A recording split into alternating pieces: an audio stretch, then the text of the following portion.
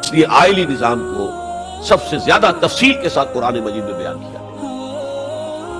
اب دوسرا نقطہ دیکھیے، اسلام کے معاشرتی نظام کا جو اصل الاصول ہے، پہلی بنیادی بات جو ہے وہ کیا ہے؟ تمام انسان مرتبے میں برابر ہیں۔ پیدائشی طور پر کوئی انسان افضل نہیں، کوئی ارذل نہیں، کوئی اونچا نہیں، کوئی نیچا نہیں۔ پیدائشی طور پر اونچ نیچ ہوگی، وہ ہوگی ایکوائرڈ کریکٹرز کی وجہ سے، جو آپ نے حاصل کیا۔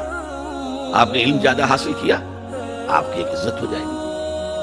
آپ میں تقوی زیادہ ہے، خدا ترسی زیادہ ہے، آپ کی عزت کی جائے گی۔ آپ خادم خلق ہیں، آپ کی عزت کی جائے گی۔ لیکن یہ ساری چیزیں ایکوائرڈ ہیں، بعد میں انسان نے حاصل کی ہیں۔ پیدائشی طور پر کوئی انسان اونچا نہیں، کوئی انسان نیچا نہیں۔ یہ بڑا انقلابی پیغام ہے قرآن کا، اور یہ سمجھیے کہ پورے عالم انسانیت کے لیے، میں ابھی گواہی بھی آپ کے سامنے پیش کروں گا کہ اس عالم انسانیت میں پہلی مرتبہ یہ پیغام اسلام نے دیا۔ چنانچہ میں نے آیت آپ کو سنائی، یا ایھا الناس یا ایھا الذین آمنوا، نہیں، اے لوگو، انا خلقناکم، ہم نے ہی تم سب کو پیدا کیا، وجعلناکم شعوبا وقبائل، اور تمہیں قوموں میں اور قبیلوں میں تقسیم کر دیا۔ تمہاری رنگتیں مختلف ہیں، تمہارے ناک نقشے مختلف ہیں، تمہاری بولیاں مختلف ہیں۔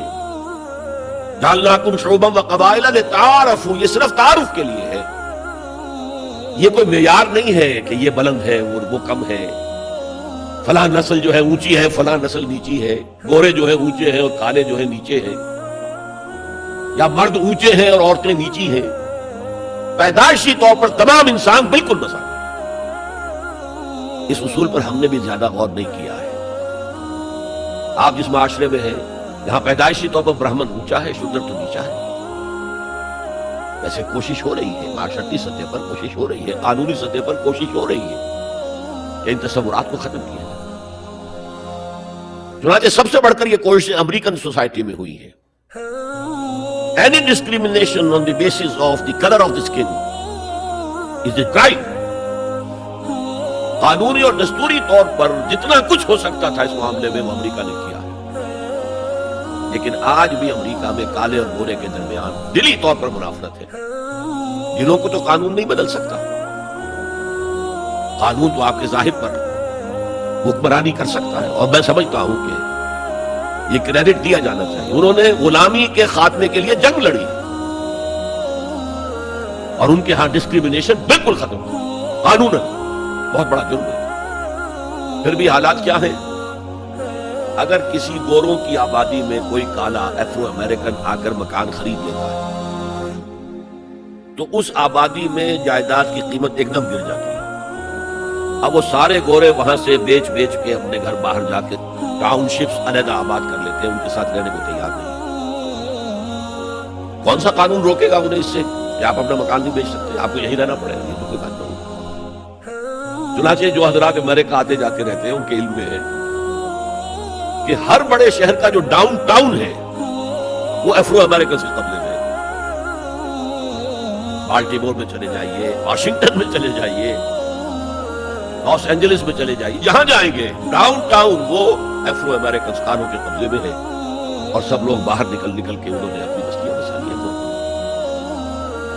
تو یہ صورتحال، اس میں قرآن مجید کہتا ہے کہ دیکھو لوگوں، تم میں کوئی بنیادی طور پر، پیدائشی طور پر، رنگت کی وجہ سے، نسل کی وجہ سے کوئی نہ افضل ہے نہ مفضول ہے، نہ کوئی اعلیٰ ہے نہ ادنا ہے، کلکم۔ اور اس پر میں نے جو پیش کی ہے گواہی مزید حضور کی حجۃ الوداع کے خطبے سے،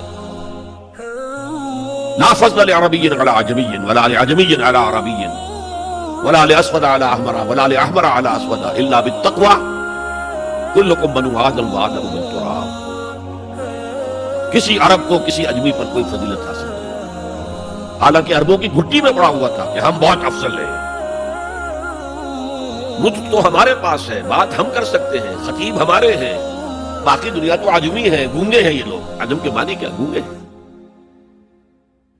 تو حضور نے کہا لا فضل لعربی علی عجمی ولا لعجمی علی عربی، عجمی کو بھی کسی عجمی کو کسی عربی پہ کوئی فضیلت نہیں، ولا لأحمر علی اسود، کسی سرخ روح کو سفید اور سرخ رنگت والے کو کسی سیاہ فام کے اوپر کوئی فضیلت نہیں، نہ کسی سیاہ فام کو کسی گورے پر کوئی فضیلت نہیں۔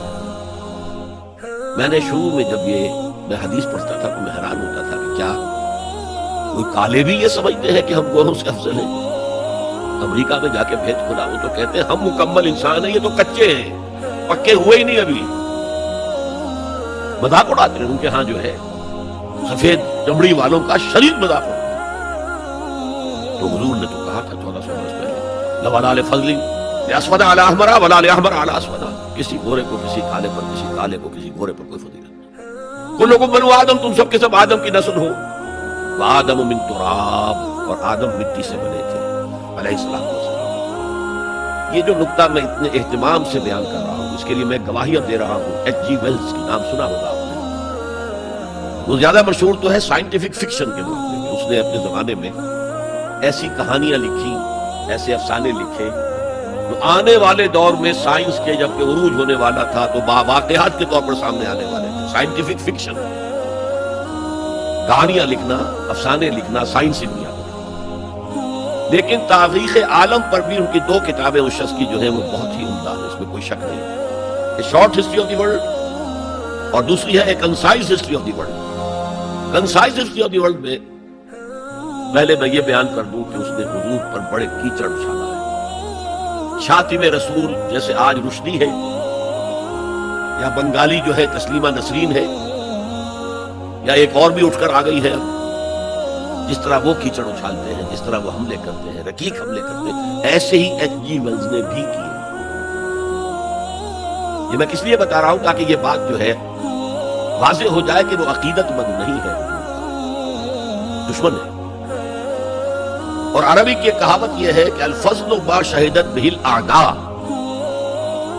دوست اور عقیدت مند تو تعریف کریں گے، کیا کسی مسلمان کے لیے ممکن ہے کہ حضور کی تعریف نہ کرے؟ بلکہ وہ نعتیں پڑھتے ہوئے غلوب بھی کر جائیں گے، کہیں سے کہیں پہنچا دیں گے۔